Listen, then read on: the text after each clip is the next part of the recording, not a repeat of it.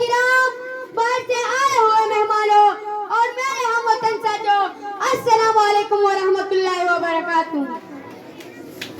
آج مجھے جس موضوع پر لفظ کا موقع ملا ہے وہ ہے یوم آزادی۔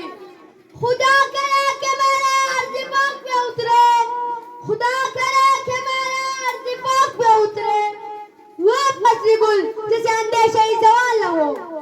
سید وقار، آج ہم جشن آزادی منا رہے ہیں۔ ہماری دیش خوشیوں سے لبریز، ہمارے سینے مسرتوں سے معمول، ہماری آنکھ اشاعت سے سرشار اور ہماری بدن میں آزادی کی لہر ہے۔ آزادی کا زندگی جناب والا، اور ایسا کیوں نہ ہو، آزادی اللہ پاک کا ایک بہت بڑی نعمت ہے۔ آزادی کی زندگی ہر سانس غلامی کی 1000 سال زندگی سے بہتر ہے۔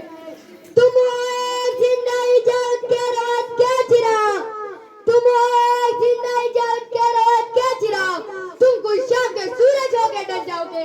جناب سیدات، کیا آپ کو معلوم ہے ہمیں آزادی کیسے حاصل ہوئی؟ کتنے مشکلوں سے باہر عبور کے گئے۔ ہندوستانی مسلمانوں کی ہڈیاں ہندو کی جگہ اور خون پانی کی طرح بہایا گیا۔ اتنی بڑی تخلیق کا اندازہ وہی لوگ لگا سکتے ہیں جنہوں نے اپنی تن من دن قربان کیا ہو۔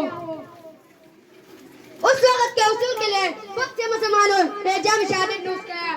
شہیدوں کی لہو سے جو زمین سیراب ہوتی ہے، شہیدوں کی لہو سے جو زمین سیراب ہوتی ہے، بہت زرخیز ہوتے ہیں، بہت شاداب ہوتی ہے۔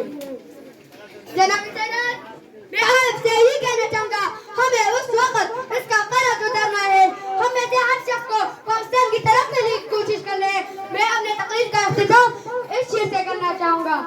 ہم تو مٹ جائیں گے عرض وطن لیکن، ہم تو مٹ جائیں گے عرض وطن لیکن، تم کو زندہ رکھنا ہے قیامت کی سیر ہونے تک۔ پاکستان زندہ باد،